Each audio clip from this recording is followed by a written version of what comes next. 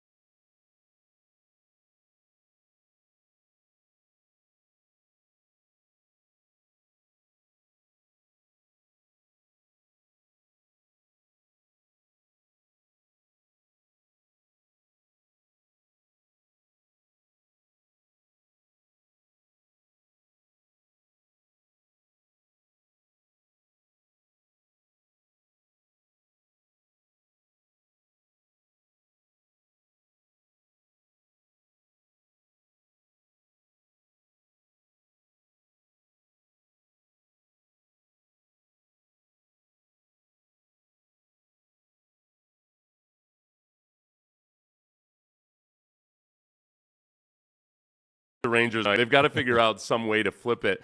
The one thing that's like eerily similar to the 2019 World Series right now that I feel like is a good omen for the Astros is that Max Scherzer was the starting pitcher in Game 7 of the 2019 World Series for Washington.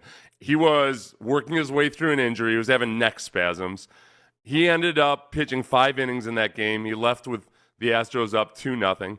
And we all remember that the Astros didn't ultimately win that game. But the last 2 games versus the Astros, which are the last 2 of the last 3 games that Scherzer has played, September 6th, he let up 7 earned runs in 3 innings. And in game 2, he let up 5 earned runs in 4 innings pitched. So 12 runs in 7 innings pitched. Yeah. I feel like there's anything that can bust the Astros out of this at home, it's got to be facing Max Scherzer. Where was that September 6th game played? Was that at Minute Maid or in Texas? I thought that was at Minute Maid, but I mean that would make me feel kind of warm and fuzzy a little bit. Like that would give me some kind of hope. If you're looking that up, let us know, because I think that's important.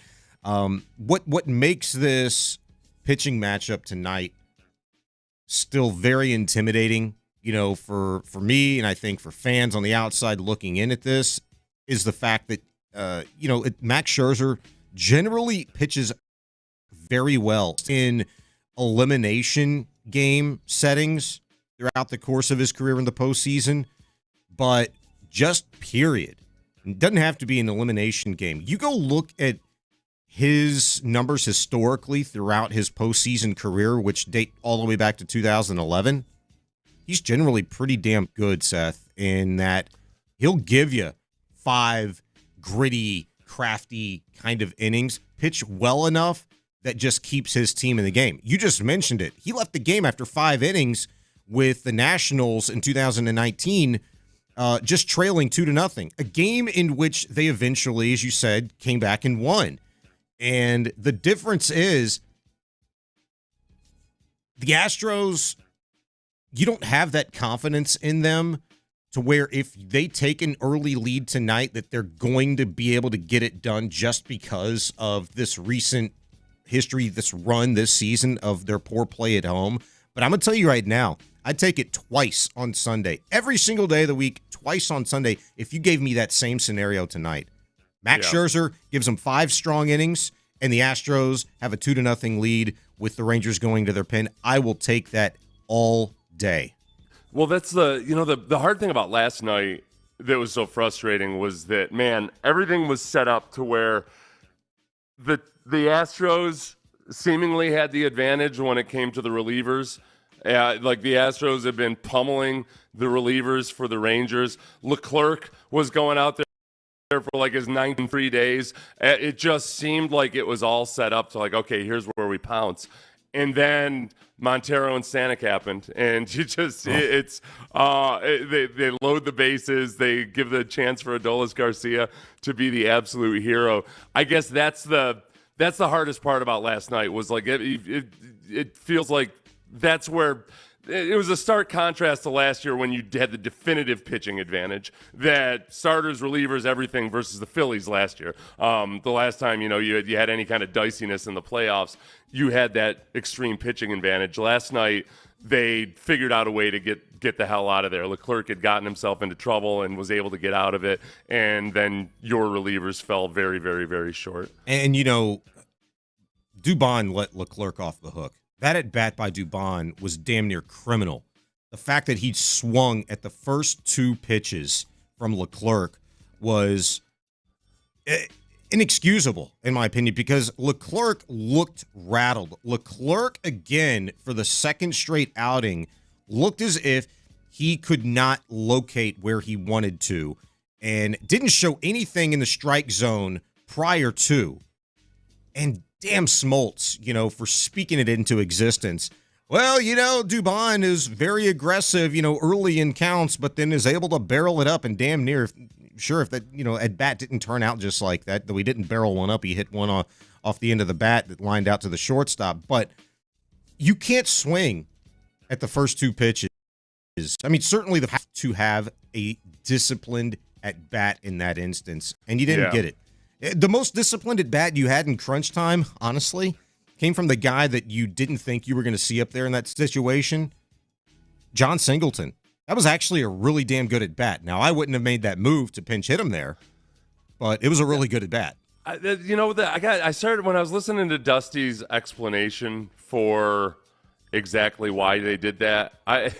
He started off with saying against Leclerc, the OPS is 100 points higher for a lefty versus a righty. And I just started, in my mind, I started wondering and thinking, okay, yeah, like the generic lefty versus righty, that's all well and good. put Singleton overall, is batting sub 200. I don't know what his OPS is, but it's definitely 100 less than lots of other lefties and or righties. And I just don't know. I didn't feel that same confidence that Dusty did in that moment. So Singleton's OPS over the course of the last 10 games, which are 14 plate appearances, including this postseason. I don't know the exact numbers, but I'm parsing them out because I looked at the 8 games he last played during the regular season, and his OPS was 349. 349. That means he's got 2 hits and a walk in his last 14 plate appearances, and so I'm guessing, because those numbers suck that bad through the last 8 games of the regular season, his OPS is still sub 400. For those of you that don't like the OPS, just know this. That's less than half of the average league baseball player. So he's 50% of a Major League Baseball player. But just understand that, look, 2 hits and a walk isn't going to get it done. And don't look at the homers. Don't look at the RBIs. Don't look at any of that junk. The fact that Dusty went with a literal generic righty versus lefty in that situation, the OPS is 100 points higher for a lefty versus a righty. Okay, a lefty. That means, here's the question. Do you trust John Singleton to abide by those numbers, or do you trust Jeremy Pena to have an uncharacteristically disciplined at bat in that situation? Right. And I'm telling you right now that I'd trust Jeremy Pena in that particular situation, not because he'd been there, done that before last year. Last year was last year. I know he's looked poor this year, but it's like playing the lottery, in my opinion, with either one of those guys. And for Singleton, you've got to pick 6 correct numbers when you don't even know the range of the numbers you're picking in, or just scratch off for Pena. Like, there's a big difference there. You don't know if you're going to win the jackpot either way, but you feel like you have a hell of a lot better opportunity to win with Pena in that situation than you do John Singleton, who hasn't hit a ball hard since literally the first week he'd been called up by the Astros. And I guess so, but then Friday night, Espada with Dusty in the clubhouse makes the decision to pinch hit Yiner. Yiner goes in and gets a hit, and then Singleton's up, has a very good at-bat walk, which laid the groundwork for Altuve's heroics in the 9th inning on Friday. And that's, and then they swap out Singleton for Kessinger, and Kessinger makes that great play in the bottom of the 9th. Yeah. So that's where I'm torn on it. I mean, like, for whatever value you give he showed a lot of discipline. Singleton did on that Friday night at bat. I thought, here that Friday night at bat, I think I'd die on this hill. I think that was a full take at bat. Yeah. I think it was a full take at bat because you go back and look at the previous at bats. They weren't throwing strikes, and so in that instance, they trust Singleton's plate discipline. They trust his eye, and at the very least, like, it's a full take until that guy throws his first strike. And it got to, 3-0 or 2-0 before the first strike even came across the plate. And I think even in that instance, it was, unless you really think you can turn on one, we're trying to get a walk here. We're trying to get you on base. There's a big difference, too, in as much as they were trying to on Friday night, they're trying to make it as low stress a situation as possible. Yiner's up with no outs, nobody on. He doesn't feel any pressure except to get on base. Same thing for Singleton, whereas, like, there's a huge difference between that and going in with the bases loaded and 2 outs. It's just they're putting it on you to be the hero in one instance, where you're just performing a job in the other instance. Yeah. What about let's get ahead of ourselves and think about if you move on to the World Series. How are you feeling about Framber after last night?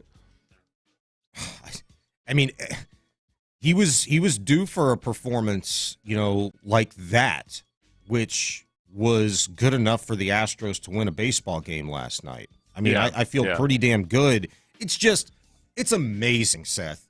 And I think I'm going to go this route. And I know we're talking about Framber here. Look, you could say he made, quote-unquote, 2 mistakes last night, the 2 home runs that he gave up, okay? The one could have been robbed, but, I mean, come on. You're talking about, you should have made a spectacular play. if you're Kyle Tucker. I'm just amazed that, man, you leave a breaking ball hanging to almost any major league hitter these days, and they're going to make you pay literally by putting one over the fence. Not by, a gapper, not by, a hard ball down the line for a double. It just seems like if you make a mistake, somebody's going to put one over the fence. And I have such an appreciation for major league hitters in general, really, because I feel that way. It could be your 7, 8, 9 hitter. It could be your 1, 2, 3, or 4 hitter. If they hang one, they're going to make you pay. And look, unfortunately, Framber got touched up twice last night. But, I mean, hell, if he gives you that same type of performance, that same type of grit, you know what? I said this on Twitter last night. You tell me if I'm just crazy. I felt like Framber was super uncharacteristically relaxed last night. He was smiling on the mound, having a good time, and it worked for him. I think that was a big part of also him being able to work through the frustration of, as Smoltz noted early on, both pitchers were throwing balls back to the ump with regularity because they were just too slick or slippery. And, you saw Framber, his first 4 pitches were all balls. First 5 pitches were balls, right? Yeah. And, so I think it would be very you could very much foresee or see an instance in which that would have rattled Framber before. First 5 pitches were balls, and then Seager popped out to finally break the streak there. I got to be honest with you. Yeah. I think it was that first ball to the second hitter that Framber threw back after he'd thrown the first ball. He had a moment kind of with the home plate umpire. They kind of said something to each other, and Framber was kind of like laughing or smiled or whatever. Yeah. And I'm like, okay, this is good because the strike zone, particularly, outside to right-hand hitters, has been pretty wonky this series. Both pitchers had gotten those calls pretty inconsistently. Bregman's gotten called out on strikes a couple of times this series on a ball that was 4 to 6 inches off the plate. And I'm like, okay, this is good. Maybe Framber, can get the goodwill of the umpire here and get that outside part of the zone, which could help him. And I think, honestly, it did. An expanded zone last night, as much as Framber struggled early to locate, I think helped him. And being relaxed to understand that, I think, was key for him in the early goings of that ball game last night. Oh, gosh, it was good enough. I mean, it wasn't classic Framber. He did get unlucky on a couple pitches, I guess, or just with a couple bad pitches.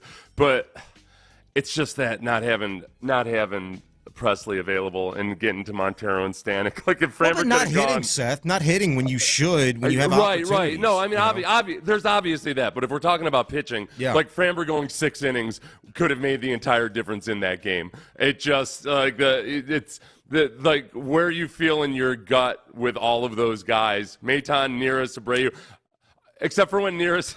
I didn't know what the hell was going on when Neris was celebrating so aggressively after his final out. I don't know about you. I feel like I saw other people on Twitter saying the same thing. I didn't know if he was throwing a tantrum or if he had dropped the ball somehow or something. I got very, very nervous in that moment because he was so emotional. You know what? I kind of felt like Neris intentionally showed that kind of passion in that instance to fire his team up. And unfortunately, it didn't pay dividends. It didn't work. The Astros weren't able to scratch runs across, that coming up or really, thereafter in the ball game. But I thought that was very intentional. He's a fiery guy anyway. He's borderline nuts. And in that instance, I just thought he embellished a little bit because he's trying to fire his guys up, and it didn't work. Brian Abreu angered a person who's basically nuts on a Friday night. What will become of Brian Abreu? We've got coming up next. Zadok Jewelers, what will become of your engagement, your proposal? Your proposal will go smashingly as long as you go to Zadok Jewelers to get the engagement ring. Because when you're showing somebody how much you love them and you want to spend the rest of your life with them, you want to be sure you get the engagement ring absolutely perfect. You do that by going to Zadok Jewelers. They've been jewelers for 7 generations, the Zadok family has. They only hire experts who are passionate about jewelry. So when you go in and maybe you're nervous, understandably so, about the entire process, go on in and the Zadocks will walk you through it. You will be so happy you did. Check it out online at Zadok.com. Then head on over to 1801 Post Oak and tell them Seth Payne sent you. In the Loop. I'm not even that obsessed with where the Browns draft this year. If it's a top 5 pick, great. If it's a top 16, 18 pick, I'll take it. If they pick 18, I'm good with it because we have C.J. Stroud. You care a lot less whenever you have a good quarterback and good coach. Your lunch break is better with Landry and John. 10 to 2 every day on Sports.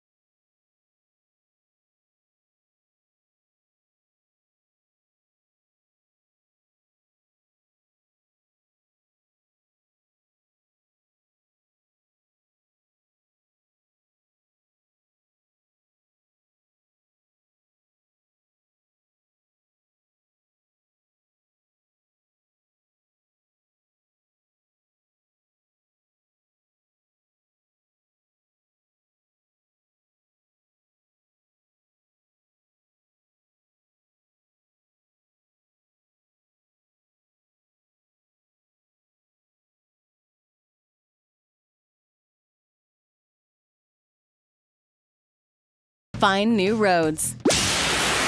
It's Reaction Monday, presented by Shoppers John Deere on Sports Radio 610. Live from the Twin Peaks studios, here's Payne and Pendergast with today's headlines.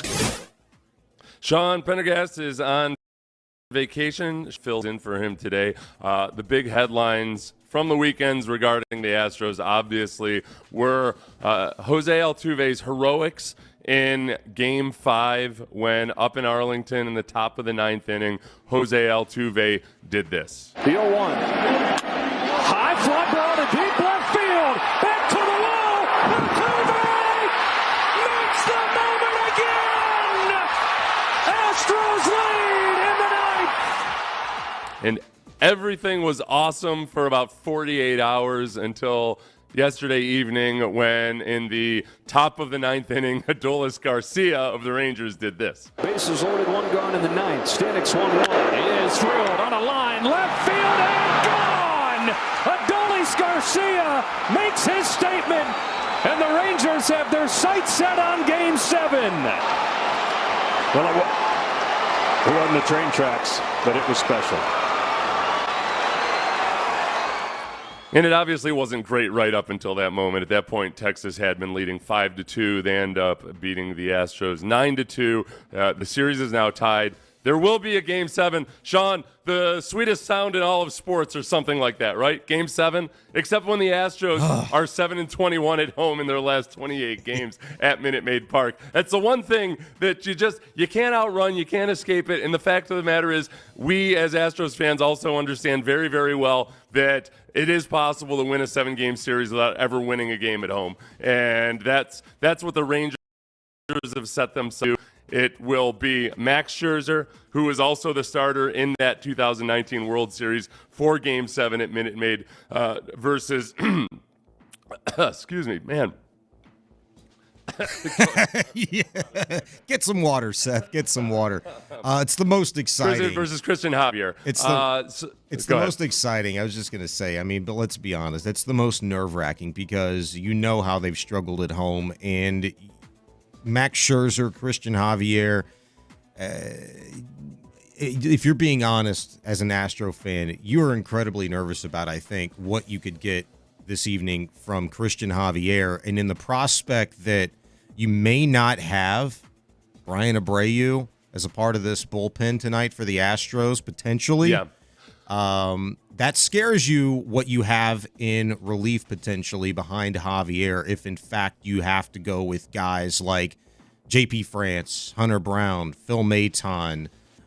Maybe Neris would be available again tonight. I think it's all hands on deck, so he certainly would. And then, of course, Ryan Presley. You just hope that you need him in some form or fashion. That would generally mean that it's tied in the ninth or you're leading in the ninth, and he's trying to get you a save and stamp your ticket to the World Series. I think Javier is just so cold-blooded and has just been so much more of himself these last several games that I feel pretty confident in him. When you reel off all of the names of potential guys that might have, and especially with the two guys where it all of a sudden it feels like a parlay. Here's the nugget. Here's the nugget for you. And it has everything to do with what the Astros do and don't do at home and what Christian Javier has done on the road and never before at home in his postseason career. All of his special numbers that he's put up in his postseason career have come on the road. This is the first time that he's taking the mound, not just in an elimination game, but in a playoff game at home for the Astros. He's not done it before. All of his special, as a starter. Yeah, as a starter. Yeah. Okay. why are you doing this to me, man? I'm just saying. The numbers, they can be fun. They can be nerve-wracking. But when I look in his first 4 postseason starts, they've all been on the road. 4-0, .82 ERA in 22 innings, 5 hits, 11 walks, 26 Ks. All of those special numbers. He's not done this at home yet. Does it mean anything for pitchers? The Astros at home? I don't know. But it's too small a sample size since he's become a starter. As a reliever, he's had plenty of good games at home in the playoffs, so I'll take that. And remember, some of those have been in the playoffs. As a reliever, he's also, though, gone, because he was long relief, like he's gone 2 and 3 innings at times. So close enough to a start for me. I'm good with that. I'm gonna feel solid as hell. I'm gonna feel solid as hell about Javier. Next headline will be this. We don't have a sounder for this. See, this is why Sean Pendergast doesn't prepare me well enough to be a head coach. Brian Abreu's emergency hearing. So the Astros, in their gamesmanship-like way, waited until yesterday afternoon to file the appeal to Brian Abreu's 2-game suspension that he received. I'm guessing 99.3% of our listeners know that he was should I try to stay objective? He was unjustifiably suspended for 2 games for supposedly intentionally hitting Adolis Garcia, which would have been the most idiotic thing for any pitcher ever to do in Game 5 of the playoffs. And yet that's what Major League Baseball thinks that Abreu did. So they suspended him for 2 games. He appealed it. The rules are such. The Major League Baseball has to have a hearing within 48 hours on this. So the Astros, in waiting until yesterday, basically created a situation where Abreu was definitely going to be available yesterday for the game. If they hear on it today, they could uphold the suspension, reduce it to 1 game, whatever it might be, but he wouldn't be available tonight.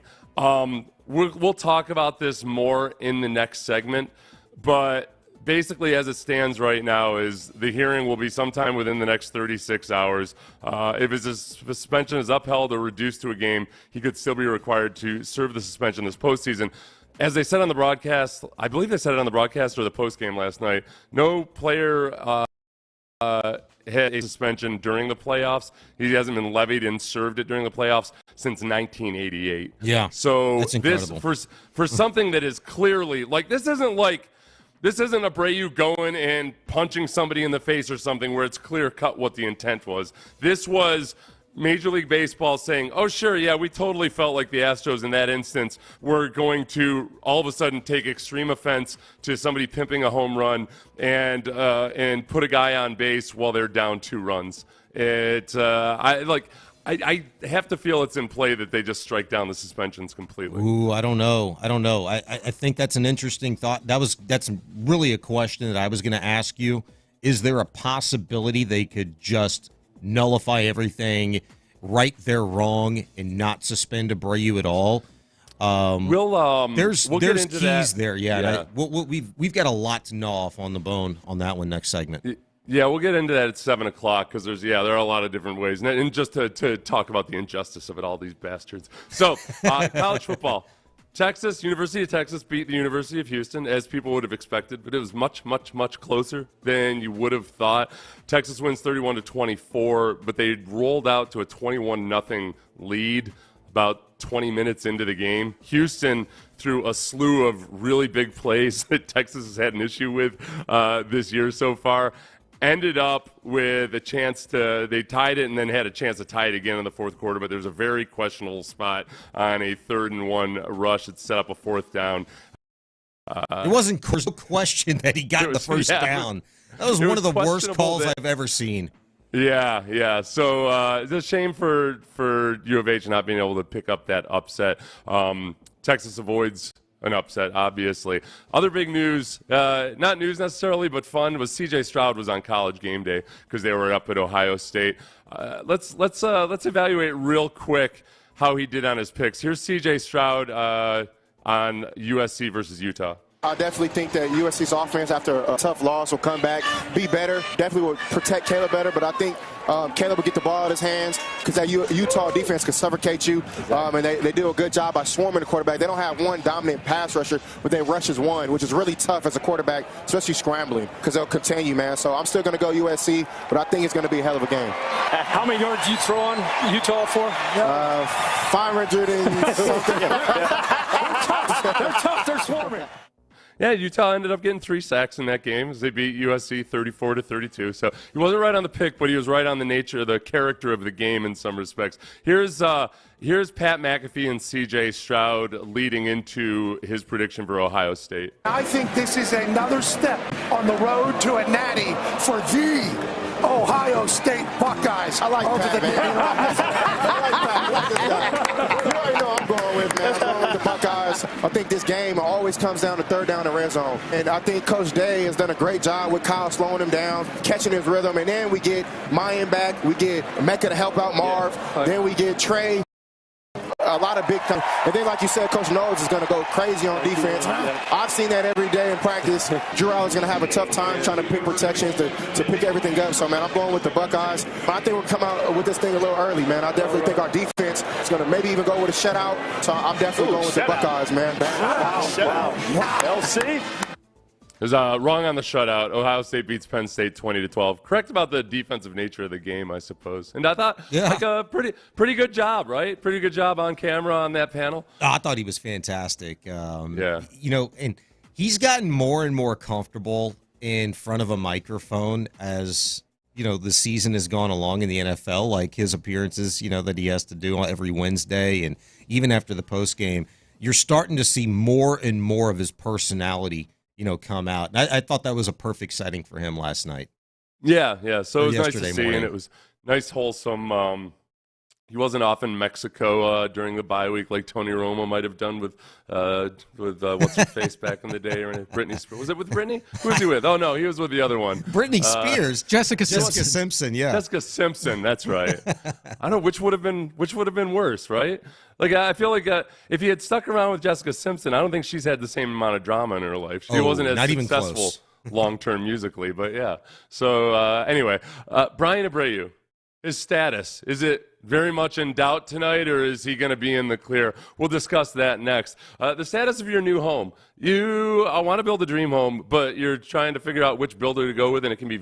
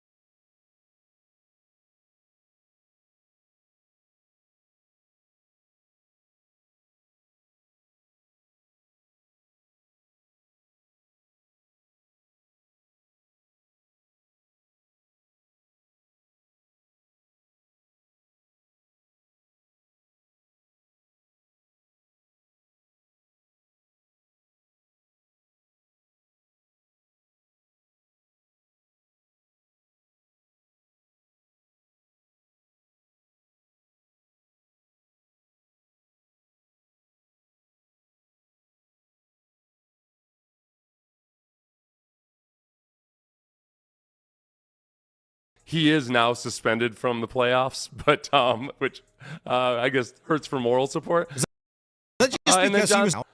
I'm guessing he put hands on somebody or something, when he got out there. I think Lance was he tried to break it up, or you know how that goes. Yeah, well, I don't know how that goes. They're going to suspend him because he put hands on somebody, but they're going to literally do nothing for the guy that instigated the whole damn thing, who put hands on the home plate umpire. Right. Yeah. So right, and and also who shoved Maldonado too.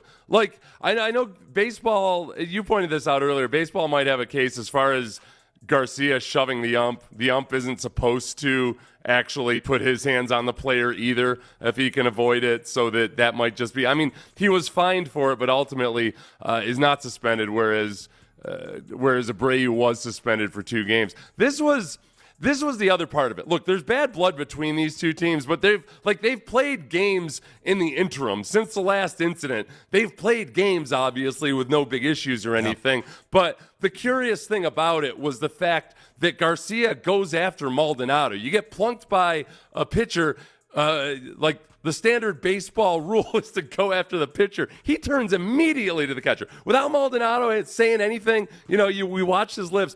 On the postgame, this is Maldonado explaining what words were exchanged after the striking.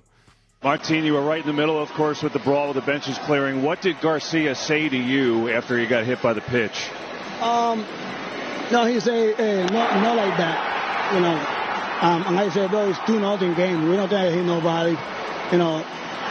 We got a chance to come back. I know he's upset because he hit the homer the previous at bat, and he could have took it that way, but the worst thing he did was wake up the Houston Astros. Hey, Rich! Yeah, so... and that was such an awesome feeling that evening. So I don't know. I don't really. I honestly, and Smoltz was saying this on the broadcast last night. I don't understand exactly how they could the way the way that Major League Baseball frames it is oh yeah, he intentionally hit him.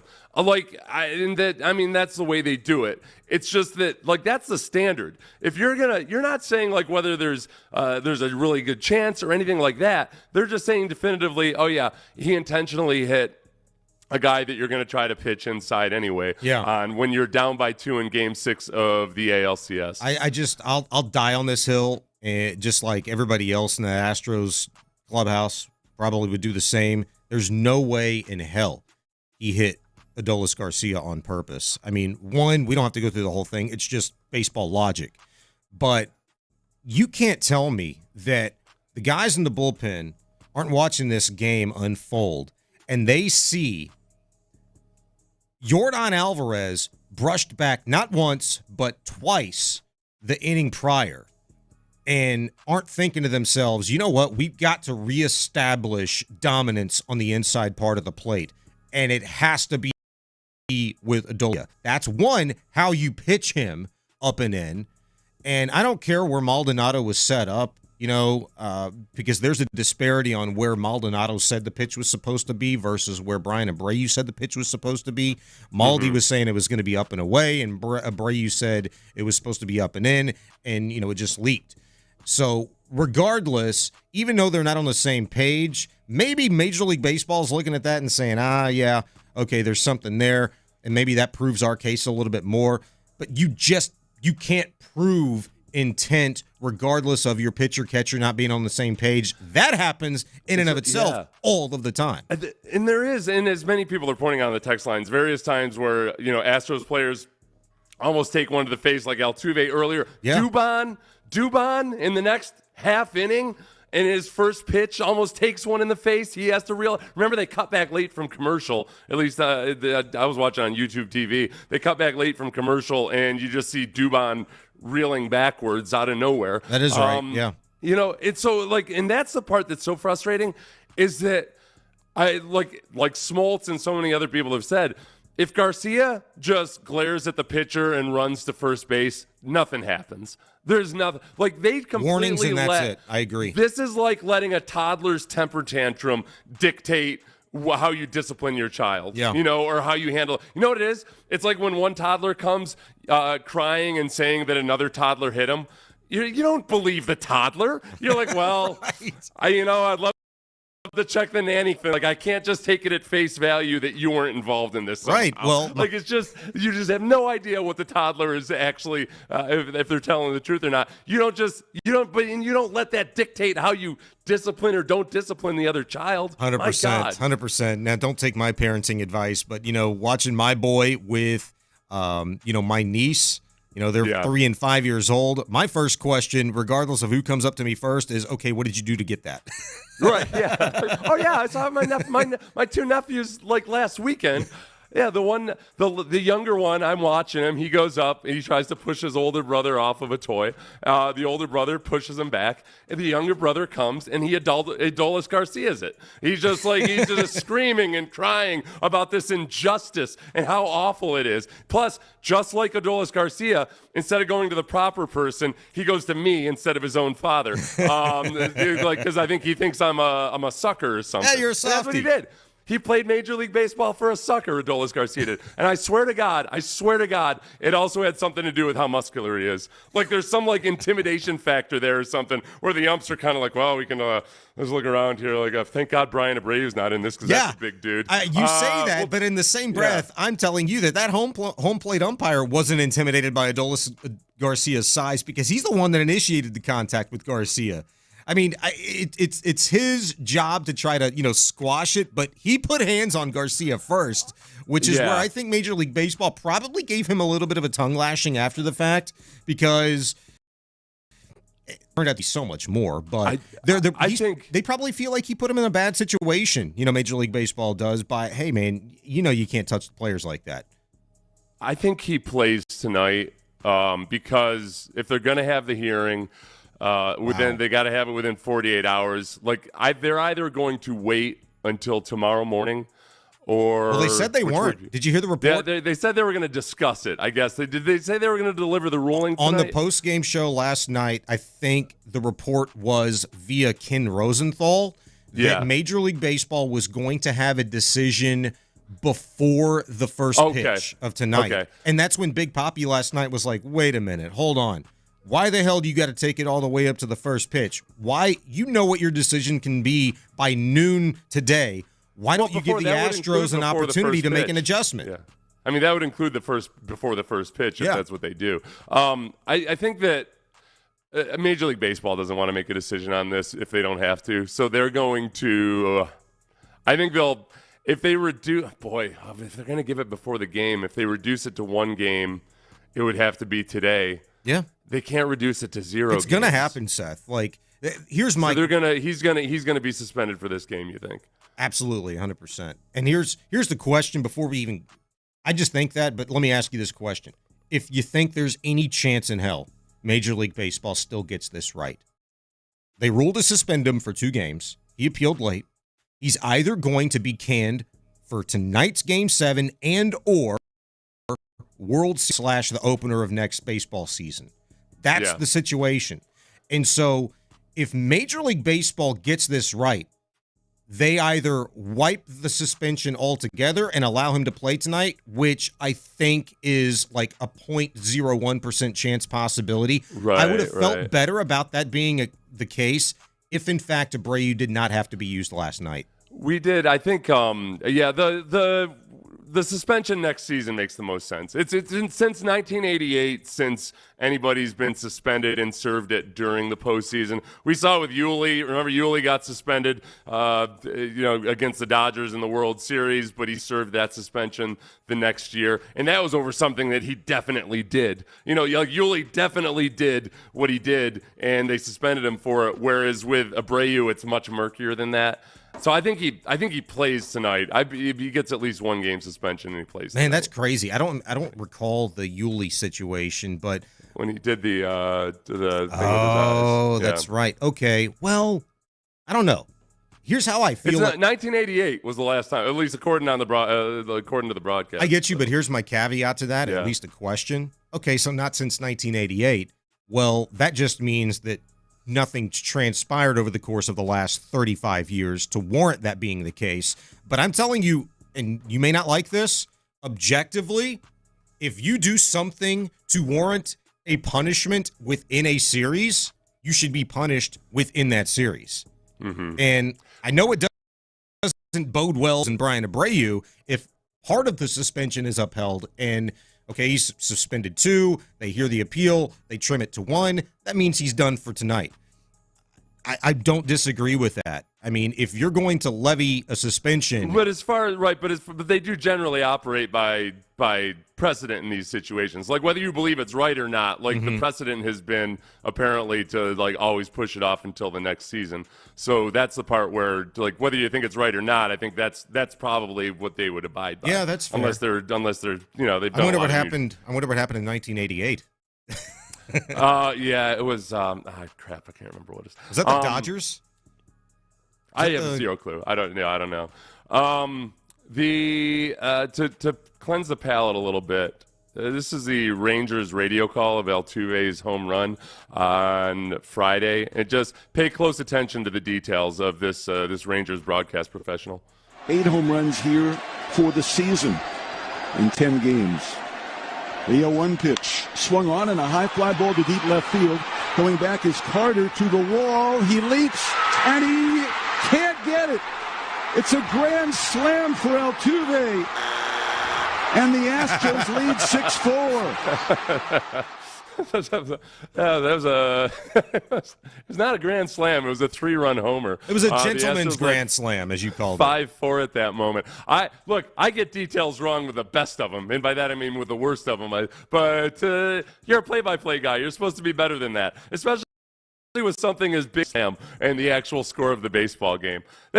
We cannot lose to this franchise. We cannot lose to this. Okay, listen to this. This is Rangers fans after leaving the ballpark after Game 5. What in the heck happened with Altuve? It's terrible. Oh my God, it's terrible. I think. Great game. I'm sorry. Sorry. What happened? We had him. Oh, I'm sorry. We had him. That's the most heartbreaking sporting event I've ever attended. For reals? Yeah, and the fact that there's so many Astro fans here is disgusting. I've gone 40-something years without getting this close, so whatever happens, I'm happy. Besides, nobody's won a home game yet, so there's still a chance. I felt it deep, but that's okay. I have faith in them. They're our team. Let's win a game. You guys want to win a game? I'm a realist. There's a reason why. They got the experience. It sucks. Gonna cry? Yeah, no, I'm not gonna cry. I'm gonna live to fight another day. I don't know. You had to get one. I just wanted one for home because I know they play good here, but we'll see. Do you have a message for Houston after that game? Yeah, just remember that Houston can't turn on a shower or a water faucet without people in Dallas flushing our toilets. You could have edited that last tool out of there. Well, I was intrigued by that. I've heard that before, and I'm like, it's got something to do with why poop runs downhill and all that. It doesn't quite work. I feel like you're trying. It feels like the ultimate in people from Dallas always being convinced that Houstonians are obsessed with Dallas, opening it up like unprovoked and for no reason whatsoever. They just sit around thinking like, "Gosh, I wonder if Houston's thinking about us right now. We're totally better than them. I wish they would. I wish they wouldn't think about us so much." He had one of those punchable faces, man, in that instance. Yeah, I liked in the background. I think I heard "Should Have Walked Altuve" a couple times, or a few other, quite a few Astros fans. Like it was a steady wall of orange behind a lot of these people as they were being interviewed. We got some questions. To settle with this game. Last week, we listed 4 musts for the Astros to win the series. 2 of them I think the Astros have followed through on. 2 of them are still very, very much in doubt. We'll discuss that next. This is what I don't want to be in doubt. I don't want your fitness to be in doubt. I want you guys to take care of yourselves. I want you guys to be physically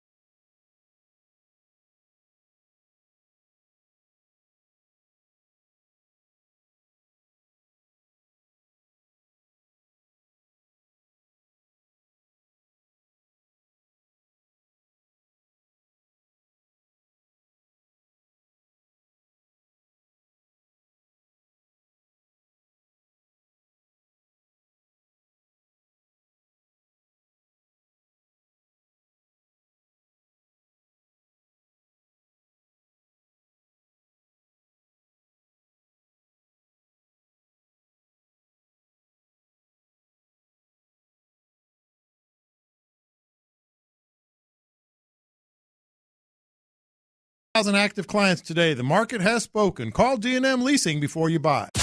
It's Reaction Monday, presented by Shoppers John Deere on Sports Radio 610. Here's Payne and Pendergast. So one of the great tragedies, the great tragedies of the 21st century is the way my brain works after losing a Game 6 and getting 4 hours of sleep. Because you asked me earlier what the previous incident of a player getting suspended in the middle of the playoffs and then serving that suspension in the playoffs. Yeah.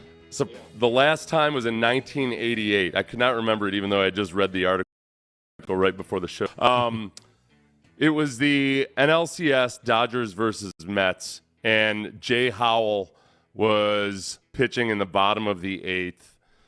Mets manager Davey Johnson came out of the dugout and asked the umpire to inspect Howell's glove for an illegal substance. Sure enough, pine tar, a sticky substance. Going back to 1988, I was led to believe that the Astros were the first team ever to cheat in baseball. And he was suspended for games 4, 5, and 6. So that was the last time there's been a suspension levied and served within the actual playoffs. So unless they decide to veer from precedent over the last 20, 30 years, then I'm hoping, I know you and I differ on this, I'm hoping that Abreu's, if he serves any suspension at all, it's put off until next year. 2024. I would love for that to be the case. I just, I didn't know precedent had indicated that that's a possibility. I just assumed that, hey, if you do something wrong within the postseason, you're going to be suspended and punished within that same postseason. To me, objectively looking at it, makes the most sense, right? Yeah. Well, it makes sense, but I mean, this is the same thing they do with college kids all the time. You get suspended for the. We've decided that he'll be suspended for one game, which will be the third game of next year's regular season when we play Southwestern, Northeastern, Oklahoma, Louisiana combined school state. Yeah, that's it's a little bit of that. I think they don't want it to be too much of the story, especially on something that's kind of murky. We discussed 4 things that the Astros needed to do to win this series. You laid these out really well on Friday last week. One of them was Abreu needs to continue to mash, Jose Abreu. Mm-hmm. One of them was that Tuck needs to get it in gear. That's one Kyle Tucker. You know, the nice young lady that was wearing a crown, a King Tuck crown in right field as she watched that home run ball glide into her mother's lap, or presumably somebody else's lap. You know, that Kyle Tucker. Verlander needs to be 2017 Verlander, and Brian Abreu needs to flush it. So this is that last one's perhaps the most notable. I feel like Abreu has been just fine, other than innocently and 100% without intent hitting Adolis Garcia. The biggest ones to worry about there, the most glaring one right there is Kyle Tucker needing to get it in gear. Yeah, I mean, look, Verlander took care of everything that he needed to do. We got a text earlier in the show asking if we think Justin Verlander is going to be available out of the pen tonight. I think it's all hands on deck, man. I think yes. He could be. In what instance? I don't know. Maybe it comes down to how Major League Baseball handles Brian Abreu, but I mean, it's one of those situations where it's an elimination game. It's a Game 7, and literally everybody's on deck. I think if he was to pitch tonight, Fromber would be on full rest to start, Game 1 of a World Series. If that Verlander would be on good rest to start Game 2. So you use what is at your disposal tonight, and that is everybody at all costs for the Houston Astros. I would Verlander on 2 days rest. I don't know. I feel like a 39-year-old on 2 days rest is just tempting fate too much. Well, I mean, it's a special circumstance, right, Seth? I mean, what are you talking about? He's not going to come out of the pen in the, to get situational outs in the 5th inning tonight. Yeah. And he's not going to be there to close the ball game in the 9th. But if this is crazy and it's one of those 13, 14 inning affairs, that's a situation where I think. Yeah. I don't know, man. The other, I guess, Verlander, for the most part, though, under normal circumstances, he's not going to be an issue tonight. Brian Abreu, I guess, Do you look at Brian Abreu's performance last night as classic Brian Abreu? Or is it like, are you still a little bit concerned? I mean, he gives up another earned run. Like, he'd been so lights out for so long. And like even in hitting Garcia, we've talked so much about like whether it's right or wrong or what this suspension will be or anything. Yeah. I feel like just him actually hitting Garcia in that moment was uncharacteristic of Brian Abreu. Yeah, I agree. He's not the same. He's not the same. You don't expect a guy to be perfect as he was for 3 straight months in high leverage situations more times than not. And then now, really his last 3 outings, to be honest with you, Seth, like I haven't seen the same Brian Abreu in terms of being able to locate how he wants to, and just overall seeing the results that he's seen for the last 3 months. He's just maybe a different guy. Maybe he hasn't flushed it. I don't necessarily worry about things creeping into his head and affecting his game, but I mean, let's be honest. The results have not been the results the last 3 outings for him. They haven't been the results, and the fact of the matter is, like, when I look at this lineup, if it weren't for this atrocity of them being 7-21 in their last 28 games at home, if it weren't for the fact that they just seem to have so much trouble hitting, I would be totally comfortable saying what I was saying when they were up in Arlington the whole time, which is, look, the bats got it. You gotta get some output from these guys. You've got to get the performance like you did out of Altuve and the 2 guys that preceded him in Game 5. And I can't do that or feel that with confidence right now. It's the hardest thing. Jose Abreu has had a hit in 4 consecutive games in the playoffs. Yeah. 2 hits last night. Yeah. Abreu, so that was one of your musts. I feel 180 degrees different than however I might have felt about Abreu up and through until about mid-August. He's just not a factor of concern for you. Yeah. He would be like 19th or 20th down on my levels of concern for anywhere right now. Which is amazing. This right here is if we're talking about the bats, and if we can get something out of Altuve, like some more heroics tonight. This is how respected, while at the same time loathed, Jose Altuve is. This is a Yankees fan describing what it's like to see Jose Altuve come up to the plate in the 9th inning on Friday night. I already know what kind of timing he's on right now, bro. I already know you're about to hit a home run right here because that's all he does in the playoffs, bro. To every team, bro. Sick of that motherfucker, bro. He does that all the time, bro. That was so great. That was so great. I loved it. I have seen some Yankees fans start to grudgingly just recognize Altuve's greatness. They still do it. They're still going to hate him. But I've seen some hardcore Yankees accounts on Twitter just basically say, all right, we got to get over this. Like, there's nothing. You know what it is?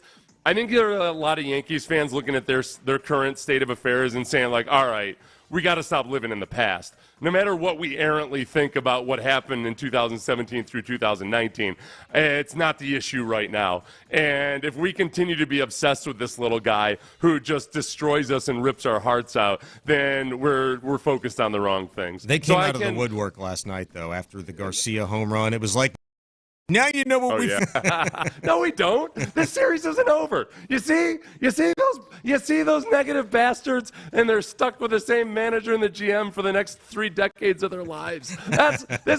And not to mention your aging gargantuan power hitters are going to continue to get injured. No, we know nothing of what you feel. Nothing.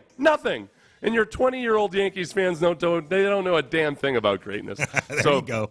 It's true. Yeah, I feel better now. I'm getting ready for tonight. Dubon had the ultimate soundbite in getting me ready to feel confident for tonight. I don't need any logic. I don't need any ration. I just need Dubon's confidence in why the Astros can win tonight. We'll play that audio. Plus, we got to figure out who are we going to hex tonight. That's coming up next.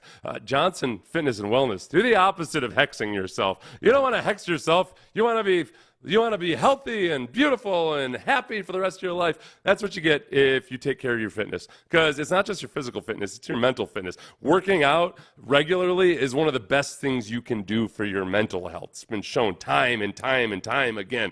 Exercise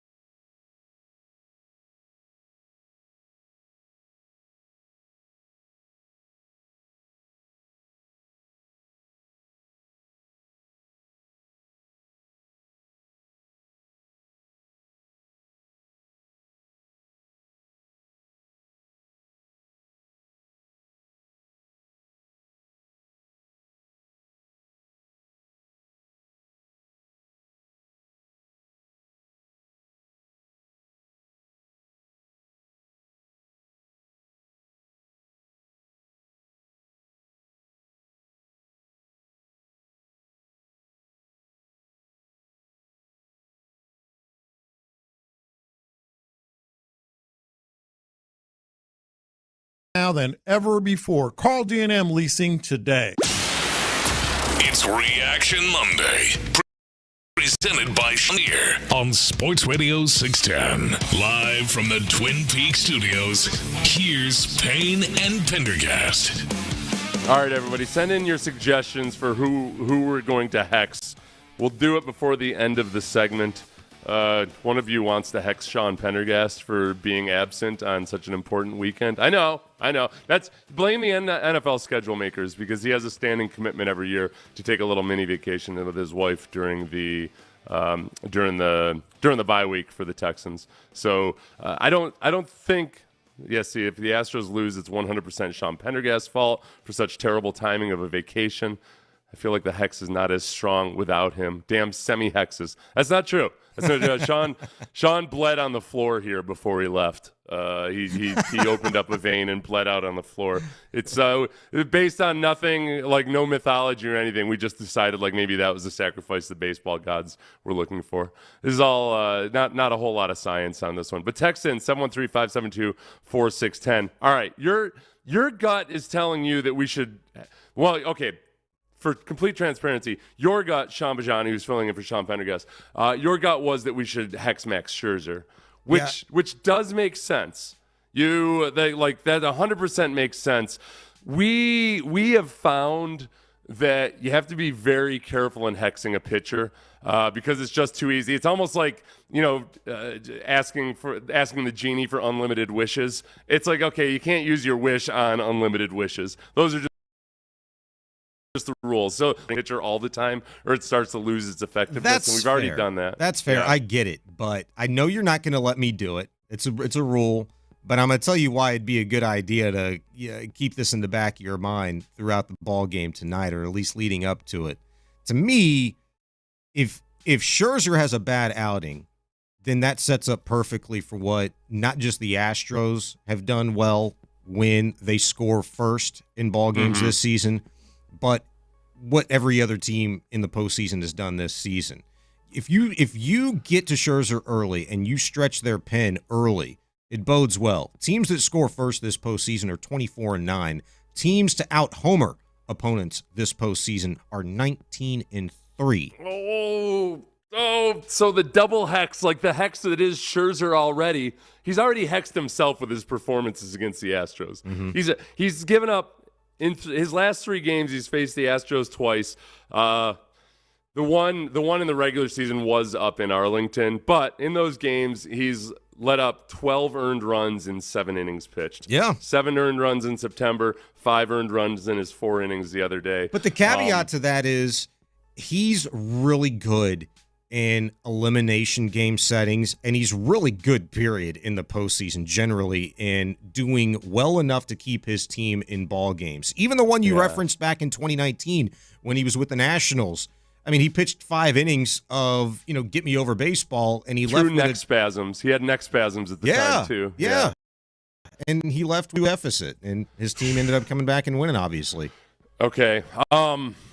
All right, so the other 2 go-to candidates that I thought of was like Simeon, who's shown signs of starting to feel more comfortable, but I'm not overly worried about him. Corey Seager, I think maybe perhaps because of both the offense and the defense. He's mine. Like I could see a hex going really well there. He's mine. Okay. I don't know if you guys have done that yet with him this series, but to me, and look.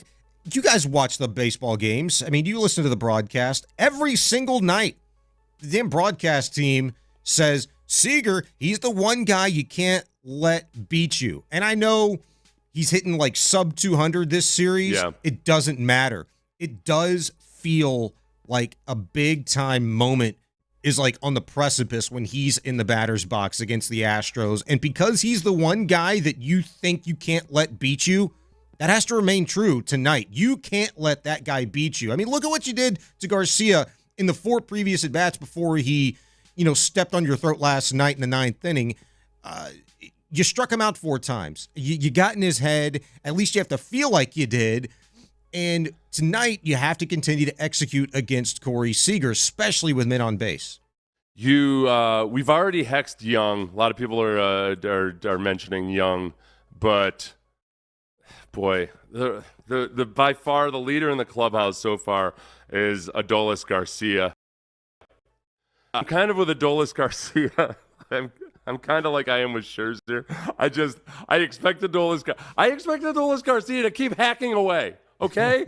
Like he did. He was just hacking away. He was barely even looking at the pitches. He was hacking away, and then all of a sudden, damn it, you got exactly what they would have liked and wanted up there. Oh. I don't hate that. I could roll with Adolis Garcia, especially if that's a majority opinion, and here's why.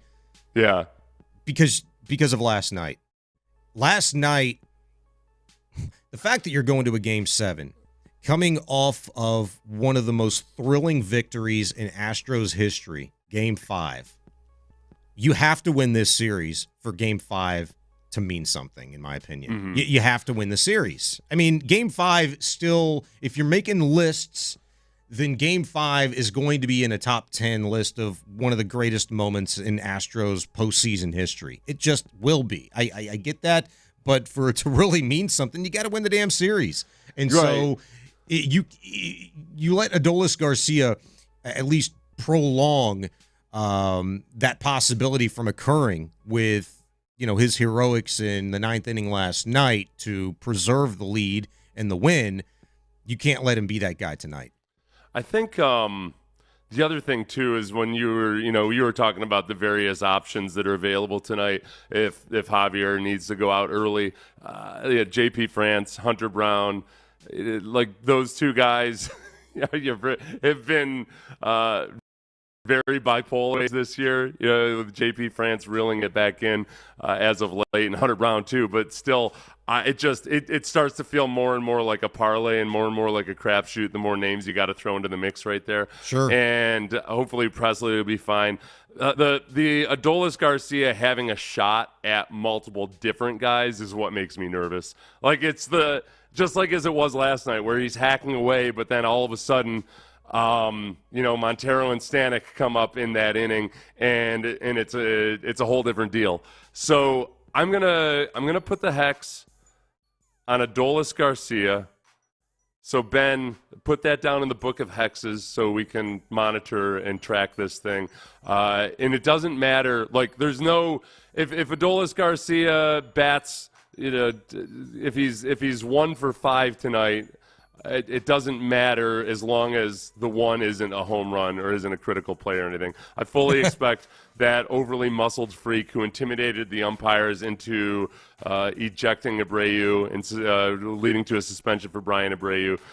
He needs to get his comeuppance from the baseball gods. And not to mention, I know we don't worry about this anymore as much, or we're trying not to because we don't want to be grumpy old men.